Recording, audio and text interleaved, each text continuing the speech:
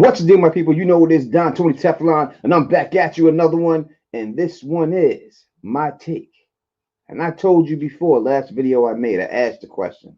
I said, who was the next to fall when dealing with young rappers and hip hop music? Now, first, before this happens, I want you to know straight up, this ain't new, right? There have been rappers who have died at young ages since rap music has started, especially over violence, right? There's been a bunch of that going on. So I don't want you to think that this is just something that is just happening to these young cats nowadays.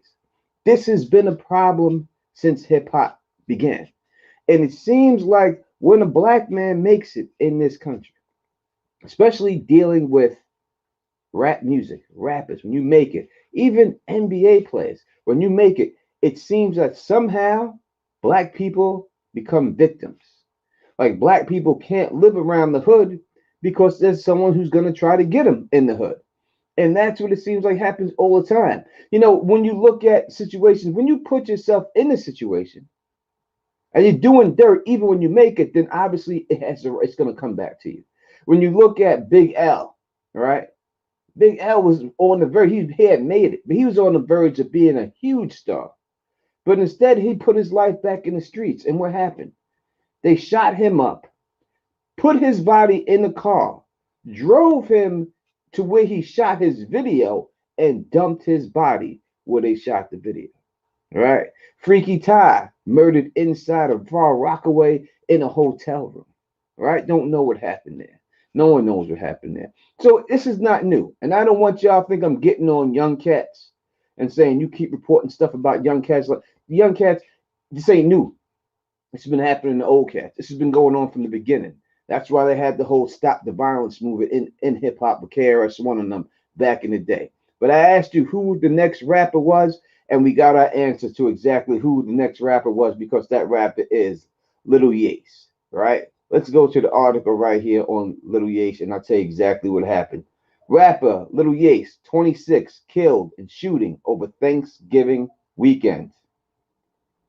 Up-and-coming San Francisco rapper Lil Yase, born Alexander Antonyyo Jr., 26, was shot and killed in the East Bay on Saturday, November 28th. According to a press release from the Dublin Police Department, officials believe Yase was shot near East Dublin BART station around 1 a.m., with officers responding to the report that a person with multiple gunshot wounds have been transported to a medical facility in Pleasanton, California. On Saturday, November 28th, about 1 a.m., Dublin police responded to Valley Care Medical Center in Pleasanton for a report of a subject who had just arrived suffering from multiple gunshot wounds. Reads a statement from police. Initial information led officers to believe the shooting may have occurred near the East Dublin BART station. The victim was transported via ambulance to Eden Medical Center in Castro Valley, where he later succumbed to his injuries. The rapper's label, Highway 240 Productions, also paid tribute to the MC, writing, "We appreciate all the love and support. Yase loved his fans. He worked every day for y'all. We have hundreds of songs coming from you. Please repost and share. Let the world know who the top dog is." The label also teased a collab EP with fellow bar area MC, It's a Fat Fact, called Everyday Friday, Everyday. Now, to me, this is whack right here. It seems to me that the label is capitalizing on his death. You know what I mean? Listen, you could take it and say the label is trying to, you know what I mean? The label's trying to show him homage and pay him respect. But to me, straight up, if you listen to the way the label's coming at it, it seems like the label's trying to make profit off this young man's death. You know what I mean? By this saying, we appreciate all the love and support. Yase loved his fans. He worked every day for y'all. I never heard a rap label person using the word y'all. Anyway, but we have hundreds of songs coming for you. Please repost and share. Let the world know who the top dog is. You know, The fact that you have hundreds of songs coming from him, well, how does he have hundreds of songs recorded? To me, I'm not saying they had anything to do with it or anything like that, but I'm just saying to say that right after this guy passed away is not the place to say it. The kid just passed away, and now you're talking about hundreds of songs, and you want to repost and share this, like you want to spread the word that you got hundreds of songs for this guy coming out.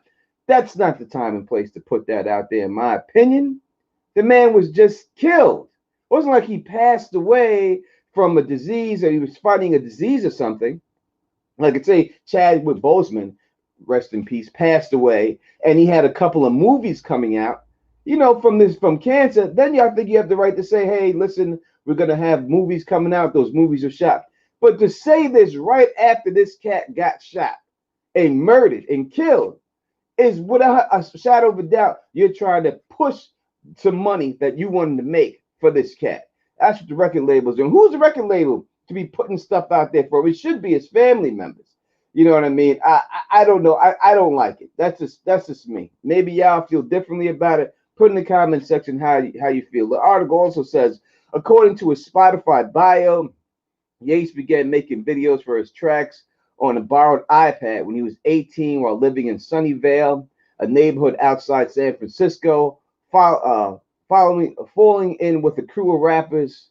And it says a little bit more of the man's history, which I think is good. If you want to read that, go with this article, Billboard right here. You can read that. Listen, it just shows you that in order to make it nowadays, especially as a rapper, in my era, it wasn't like that. You couldn't just go to a place, make your own videos, have access to put it up. If you weren't on Video Music Box or you weren't on MTV, you wasn't getting anything. You ain't getting any love whatsoever, right? But this is the way it is. And I think you young cats really need to take advantage of the system that we have in place. You have YouTube. You have Spotify. You can make your own music. You can put your own stuff out there. I mean, it really started with MySpace. That's when the whole making your own thing took off. But then YouTube really took that to the next level and everything. But I do not like the way that record label tried to come out there with that, saying, we got 200 songs coming out. Repost and share this. F you, record label, for real. I understand his legacy needs to be kept alive, but this is not the time. You just going for a money grab. That's the Don Tony Teflon perspective. Now, why he died and got shot up, I don't know. Whether it was a robbery, it doesn't say in the article whether it was a robbery. Was he involved in some type of gangs or anything? Does not say what the case is. But the bottom line is, it's another young rapper going. Why?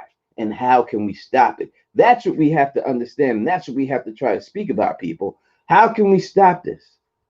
It hasn't been stopped since my era. It hasn't been stopped since before my era. And it's still continuing. So, it started, I would say, with my uncles. And it was still going on. Still going on to me in my generation. And now it's going on to like my kids' generation, right? Still here. How do we stop this? How do we get done? How can we make it that people are upheld in the community instead of looked at as a target when they make it? Why can't we look at people who make it in the community and upheld them and say, hey, they're going to do good for the community, instead of saying, we're going to rob these cats? To me, it's to do with economics, times and economics. And people had their own money, people had their own jobs, and were able to start their own businesses. They wouldn't look at people like that. Number two, I think you also got to stop these dudes rocking all this gold and everything else like that. Though they did it in my generation with the big chunk chains, they got robbed too. Like dudes like Slick Rick and all them. Listen, Mobb Deep, all these people like that. Don't think that dudes weren't in that era getting stuck up in studios and robbed for everything. Everything. Butt naked. Stuck up and robbed butt naked all the time.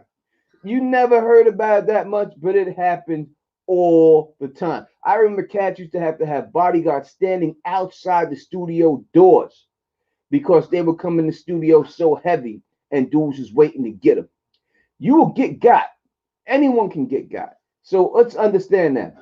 Rest in peace to this young brother, and let's try to figure out how we can stop this. If you can, please thumbs up this video, subscribe, and leave a comment on it. And until next time, you know who it is. Peace and stay sexy.